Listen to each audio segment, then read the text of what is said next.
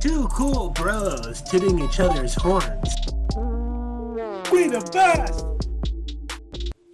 This is the beginning of a series where we are going to rank every single mascot in the NBA. Now, the way that we are going to do this is we are going to rank the mascots 1 through 5 in each of the 6 NBA divisions. And then the winners will move on to a final round where we rank the final 6 division leaders into the top mascots, the top 3 mascots in the NBA. And we will also rank the worst mascot in the NBA eventually. Methodology. How are we ranking them, right? We decided that each mascot will be broken up into 3 different categories.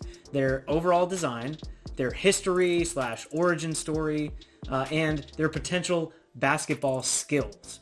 Now, the way that we're going to rank them is in the division, first place gets 5 points in that category, second place gets 3 points in that category, third place gets 1 point, and if you're lower than that, you don't get shit. Fuck off. So then we'll take the total points. Total points will be the winner for each of us. We're going to talk about our winners and then kind of average it out and see who won the division based on both of our rankings. Let's settle this. Today, we are ranking the NBA mascots from the Southeast Division. We have the Atlanta Hawks with Harry the Hawk, who debuted October 25th, 1986, so an older mascot here. And, nothing really stood out for him except his injury history. This is a mascot that is known for injuring himself in games. Like, really injuring himself. Then we have the Charlotte Hornets with Hugo the Hornet.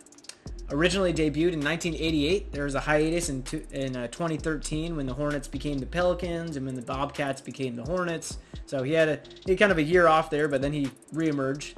And it is worth noting here that Hugo the Hornet has the best shoe drip of any mascot because Michael Jordan owns the team and he wears actual Jordans. Nice. Then we have Miami Heat with Bernie, this, abomination of an orange thing with a basketball nose mouth. Debuted. Yeah, I'm a fan of this one. Yeah. It's very bizarre. Very bizarre. Debuted in 1990? I don't know. I couldn't confirm that. With a crazy height of 7'6". Crazy. A lot of that's head, though. Yeah, a lot of that is its head. But it is legitimately tall when you look at highlights and stuff. There was a crazy story I found about Bernie where the mascot was sued in 1994 and faced 20 years in prison for assaulting a woman down in an exhibition game in the preseason in Puerto Rico. It was nuts. They did something with some fan interaction and then the fans sued them and they were actually the maximum sentence would have been 20 years in prison, but they were able to settle it and avoid any jail time for Bernie the mascot. And then we have the Orlando Magic with Stuff the Magic Dragon. Debuted in 1989. And the piece of lore that stood out to me about Stuff the Magic Dragon is that they literally say that it is the offspring of the Philly Fanatic. And when you look at it, it makes sense. But their website literally says that.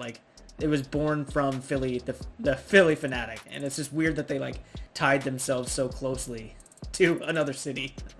One, it's who was the mom or the dad or whatever. I don't know if Philly Fanatic's supposed to be male or female, but yeah, that's true. I don't know.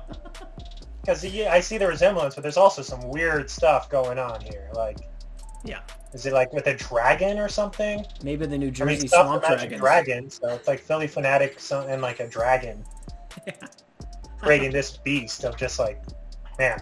I love this division, by the way. I think this is my favorite division in terms of mascots. This is a pretty ridiculous division. The last one is the Washington Wizards with Gee Whiz. I just love that name. Debuted in 1997. And I love that on their website they actually put some funny statistics around him. Surprisingly, not a lot of teams did this. But they put his shoe size and they said 48 double wide. And they said waistline. No other team put their mascot's waistline online. But it says 66 inches, but who's counting? Well, and if he's 66 inches, then some of these other ones in his division must be 100 inches.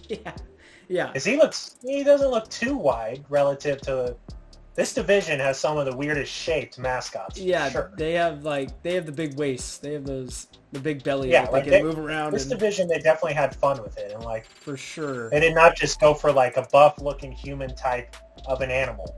Yeah, they went with like really weird characters. So yeah, because like this is a good division. Gee Whiz doesn't necessarily look like a wizard. Like it has like a wizard hat on, but like, what the fuck is it? Oh, yeah, what is it? Yeah, how is that a wizard? It looks like, I don't know, like a Muppet or something.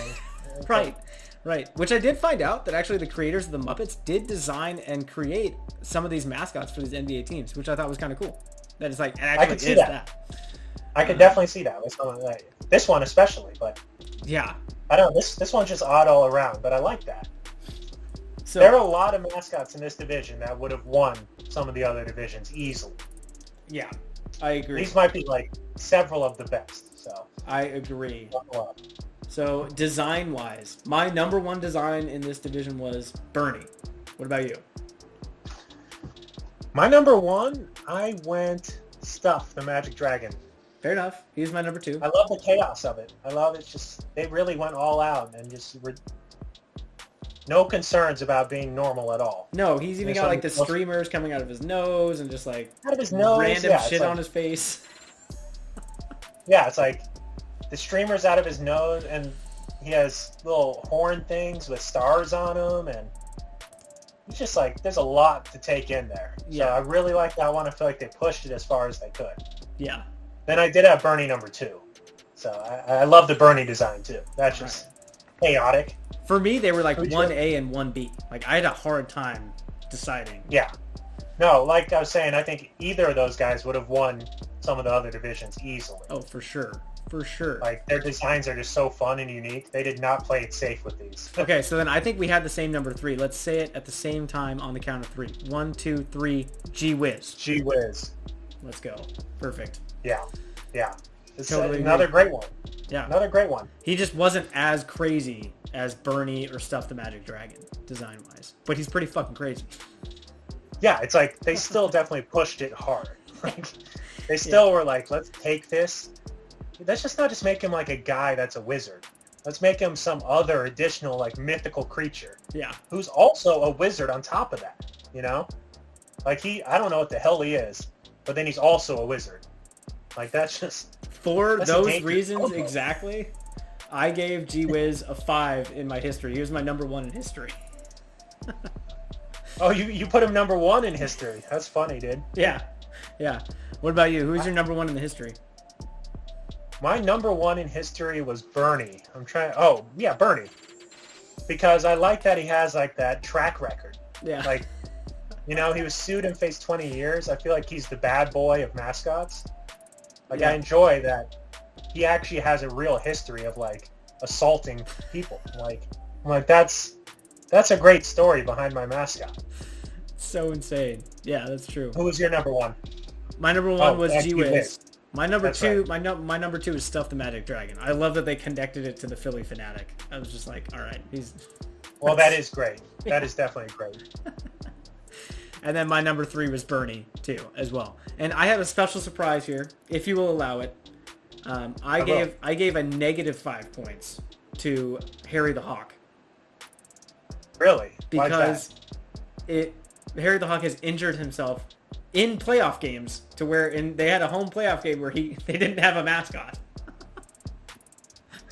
See, I took a different approach where I like that he's overcome his injury history. I think it's kind of inspiring. I had him 3rd. All right. Fair enough. I appreciate that he worked his way through it, right? It's like he's been hurt, but he came back. Kept coming back. The dude did not quit. And then number 2, I had Stuff. All right. Okay. I mean, that's a great one. I love that one. Good history. His parents must be weird as hell. I don't know how they got permission to Right, that was the other thing. It's such a random connection. It's not like it's another Orlando mascot. Yeah. Let's go all the way up to Philly, and that's our mascot's daddy. Okay, so potential basketball skills. My number 1 was Harry the Hawk, because Harry the Hawk has some pretty cool highlights. Like, there's a reason he injured himself because he's consistently pushing himself and going balls out for things. Like he definitely is athletic and pushes his athletic ceiling. So I gave him number Same. 1. He was number 1 for me too. Same logic. He's most athletic of the group. Yes, he's injury prone, but when he's on, you know that you're getting some elite athletic ability. Yeah, absolutely. Number 2, potential skills. I had Bernie. I mean, 7'6", dude.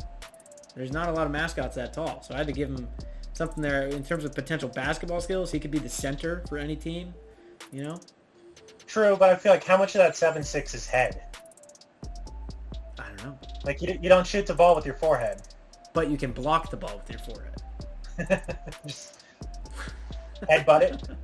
Plus, he's got that big belly, so like with the height and the belly, I thought he can like box out guys easier or like give him a little extra bump on defense. Okay. I was thinking mostly like defensive potential for sure.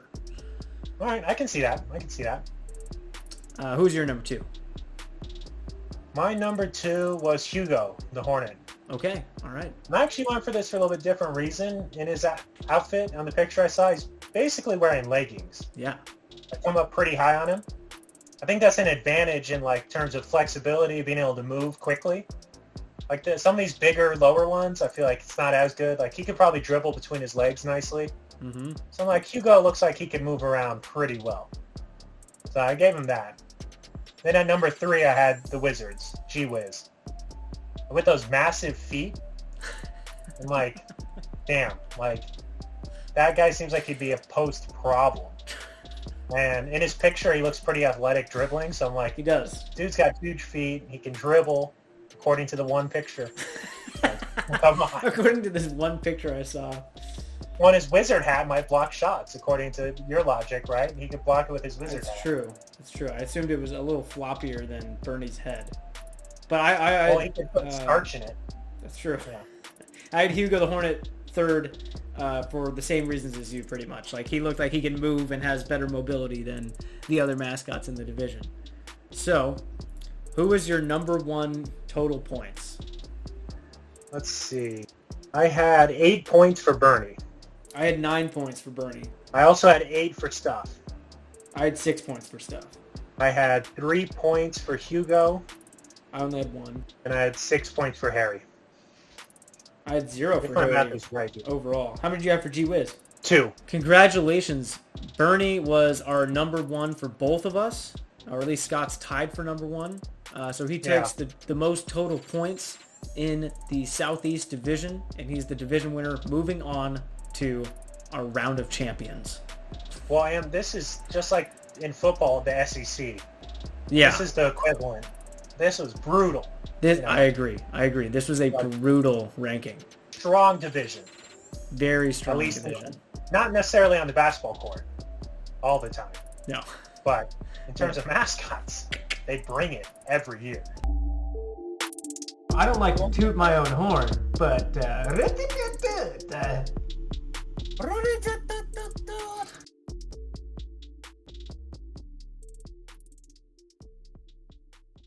Cut that.